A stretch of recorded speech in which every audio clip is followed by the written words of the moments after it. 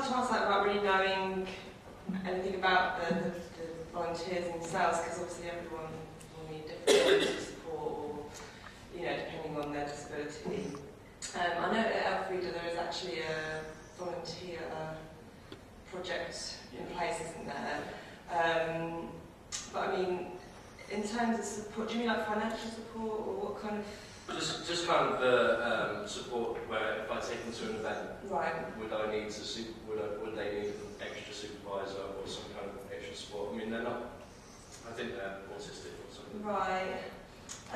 It's hard to say. I mean, to be honest, my area of expertise isn't learning disabilities, because they don't fall under our project, unfortunately, because Camden Society have a volunteer project for people with learning disabilities. But I think you'd have to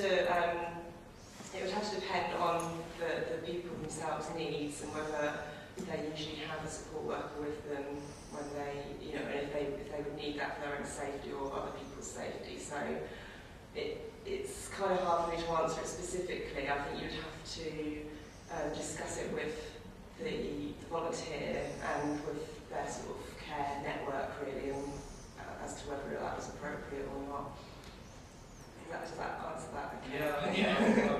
I mean, if it's something you think we could, as my organisation could help with, then feel free. I can give you my contact details, and maybe we can sort of discuss it in more detail, depending on like where I would need to go and what. Yeah. Once I find out more. Okay. All right. Just on that, I went to one of the Access to Volunteering Fund information sessions recently, and we've just missed the deadline for this current wave of funding, which is the 19th, but there are 2 more deadlines coming up.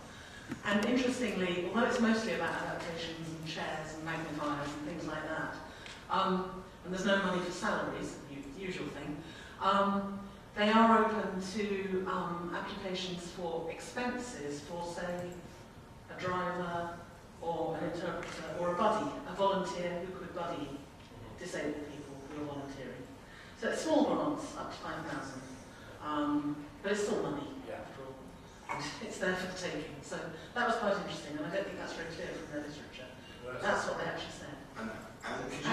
Access to Volunteering Fund. Just do a search for it, you'll come up with the online application.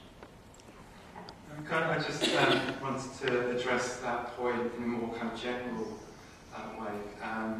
In looking at involving volunteers who may have extra support needs. I mean, your case is slightly different, but in general, the first thing would be the individual themselves is the expert on what their support needs might be. I think sometimes there's a danger in looking at the expansion of or the diversity around who can carry out volunteer roles, and putting people very much in boxes.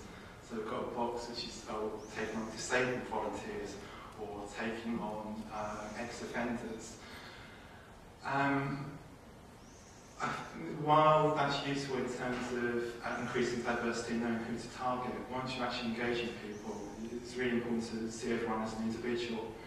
When we're looking at engaging people with disabilities, the first thing is that they're always going to be the expert on what support they might need. In the case that you mentioned, well, okay, in there will be caseworkers, support workers who will be able to help. Some of it will also be trial and error as well, actually. Engaging people in a bit of a taster session to see how they may need to be supported. So they have a bit of extra support at first, and they can really kind of almost negotiate those areas where they may need extra support, may need maybe to be buttoned up and not volunteer, in areas where there's no extra support needed.